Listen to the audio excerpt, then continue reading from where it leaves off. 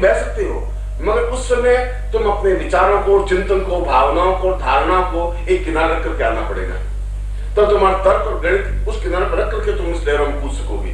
जब तुम अपना चिंतन, तुम्हारा विचार एक रख करके आ सकोगे, जब तुम पूरी तरह से अपने आप को उसमें डुबो सकोगे, कूद सकोगे, छलांग लगा सकोगे, तब तुम प्यार कर सकोगे, तब तुम प्रेम की परिभाषा समझ सकोगे, तब सुगंध का एहसास कर सकोगे, तब तुम्हें एक चिंतन, एक धारणा, एक विचार बनेगी कि ये जीवन का एक आनंद है।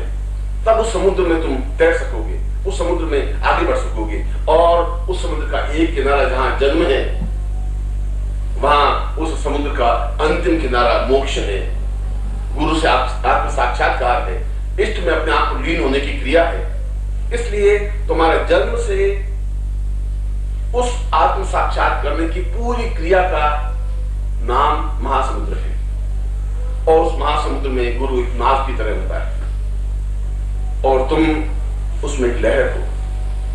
तुम बहती हुई लहर हो, मगर तुम ठंडी टुकड़ों टुकड़ों में टूटी हुई एक शांत जल हो, लहर नहीं बन पाए हो। एक तालाब का जल हो जो स्थिर है, और तालाब का जल अगर स्थिर है तो उसमें छलांग आ जाएगी, उसमें गति नहीं है, उसमें चंचलता नहीं है, उसमें एक छलांग लगाने की क्षमता नहीं है, उसमें कोई तृप्ति नहीं है। इसलिए मैं तालाब का जल तुम्हें नहीं बनाना चाहता, इसलिए तुम्हें तालाब का मटमैला गंदा पानी भी नहीं बनाना चाहता, इसलिए मैं तुम्हें तालाब के घेरे में आबद्ध नहीं करना चाहता। मैं तुम्हें आज समुद्र में छलांग लगाने की बात समझा रहा हूं। मैं तुम्हें उस महासमुद्र में छलांग लगा करके लहर बनने की क्रिया सिखा रहा हूं। हो सकता है वो लहर कभी 15-20 फीट ऊपर उठ जाए, या हो सकता है कभी लहर 2 फुट ऊंचाई पे उठे, हो सकता है कभी 2 इंच लहर पे उठे, मगर उसमें लहर बनेगी, एक ऊंचाई आएगी, उसमें गहराई नहीं आएगी, डुबोई नहीं आएगी, समाप्त नहीं होने की क्रिया होगी। और जो ऊपर उठने की क्रिया जानता है, जो 2 फुट 2 इंच 20 फुट ऊपर उठने की क्रिया जानता है, वह एक दिन आत्म साक्षात्कार भी कर सकता है, प्रेम की पूर्णता तक पहुंच भी सकता है, जीवन के आनंद की प्रत्यक्षता भी कर सकता है। इसलिए रामानंद ने कहा कि तुम अगर इष्ट से साक्षात्कार कर सकते हो तो मैं तुम्हें पहली बार पूछ रहा हूं, फिर दूसरी बार पूछ रहा हूं, तीसरी बार भी तुम्हें यही बात पूछी है कि क्या तुम प्रेम करना जानते हो। और इसीलिए मैं भी आप तुमसे ये प्रश्न पूछ रहा हूं कि तुम साधना करने, उपासना करने, मंत्र जाप करने, गुरु मंत्र जाप करने, और देवी और इष्ट और साक्षात्कार से दर्शन करने की क्रिया से पहले मैं तुमसे प्रश्न पूछ रहा हूं कि क्या तुमने अपना हृदय पक्ष जागृत किया है? क्या तुमने कोई प्रेम किया है? क्या कभी तुम्हारे हृदय में प्रेम का अंकुर फूटा है? क्या तुमने कभी उस प्रेम के सुगंध को एहसास किया है?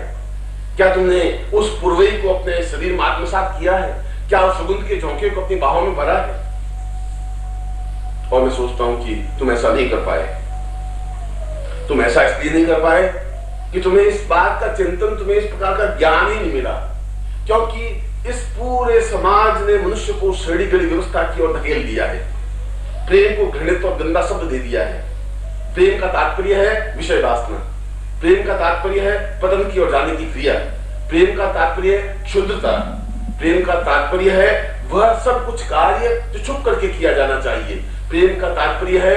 असभ्यता, असामाजिकता, असांस्कृतिकता। और यह पंडितों का चिंतन मनुष्य जाति के लिए विनाश का कारण बन गया है। उसका बुद्धि पक्ष तो जागृत हो गया, उसका विचार पक्ष तो जागृत हो गया, उसका मस्तिष्क तो विकसित हो गया, मगर हृदय पक्ष बुझ गया है। हृदय की चेतना बुझ गई, हृदय की चिंगारी बुझ गई, हृदय की जो एक परिपूर्णता थी, हृदय की प्रफुल्लता थी, हृदय के पुष्प का एक सुवास थी, वह समाप्त हो गई। और जब तक वह सुवास जीवन में नहीं है, जब तक जीवन में वह सुगंध नहीं है, जब तक जीवन की परिपूर्णता नहीं है, तब तक जीवन में कुछ प्राप्त हो ही नहीं सकता, क्योंकि उस समय तुम एक सूखे हुए ठूंठ की तरह हो। सूखे हुए ठूंठ में हरी पत्तियां नहीं लग सकती, सूखे हुए ठूंठ में एक नई नई कॉम्प्लेन पैदा नहीं हो सकती, सूखे हुए ठूंठ में पूर्वई नहीं बह सकती, सूखे हुए ठूंठ में चेतना जागृत नहीं हो सकती, सूखे हुए ठूंठ में कुछ भी धड़कन, कोई चेतना व्याप्त हो ही नहीं सकती। और तुम्हारे समाज ने तुम्हें सूखा ठूंठ बना दिया है, जिसका केवल मात्र कार्य खड़े होना है, और तुम खड़े होने के लिए नहीं हो। इसलिए मैं आज तक की सड़ीगली सभ्यता पर पहली बार चोट कर रहा हूं।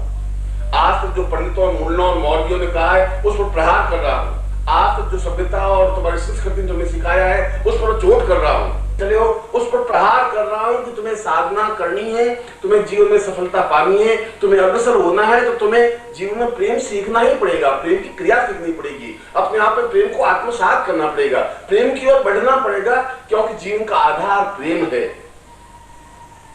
और मैंने उस प्रेम के आनंद को चखा है, मैंने उस प्रेम के आनंद को अनुभव किया है, मैं उस प्रेम की परिभाषा को जानता हूं,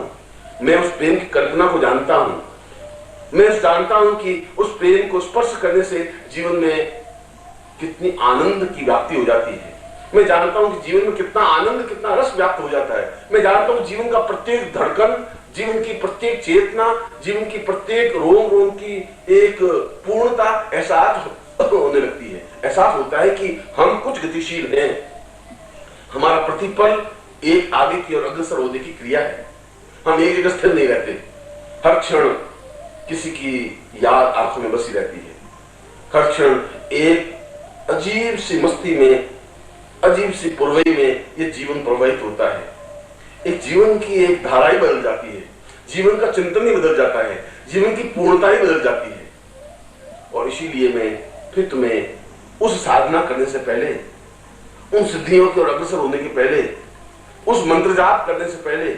उस इष्ट से साक्षात्कार करने से पहले मैं तुम्हें फिर एक बार ये कहता हूं कि ये जो तुम्हारे धर्मशास्त्र है, ये तुम्हारे ग्रंथ हैं, ये जो तुम्हारे आज तक महावीर स्वामी बुद्ध ने और शंकराचार्य ने और लोगों ने कहा है, वह एकांगी है,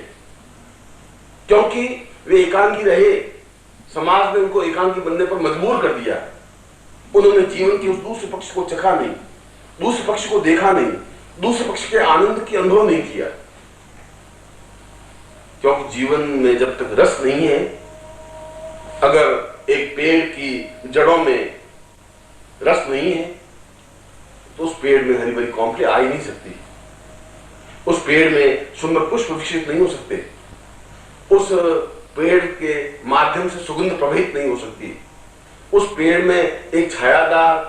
फल सुख सौभाग्य देने की क्रिया नहीं बनती, क्योंकि उसकी जड़ें सूख गई हैं, उस जड़ों में कोई प्रकार का रस नहीं है। और मनुष्य जाति में भी प्रेम अपने आप में उसकी जड़ है, उस जड़ में जब तक चेतना व्याप्त नहीं होगी, जब तक उसमें रस प्रवाहित नहीं होगा, जब तक उसमें आनंद की पूर्णता और परिकल्पना नहीं होगी, तब तक जीवन में आनंद, श्रेष्ठता और दिव्यता प्राप्त हो ही नहीं सकती। और इसीलिए मैं पहली बार एक गुरु के रूप में भी तुम्हें एक नए दिशा दृष्टि दे रहा हूं, इसलिए नई दृष्टि, नए चिंतन, नई विचार धारणा दे रहा हूं कि मैं तुम्हारे साथ हूं, तो इस समुद्र में मेरे साथ यात्रा करो, तुम इस समुद्र में बहो, तुम इस समुद्र में अपने आप को गतिशील करो, तुम एक लहर बनो,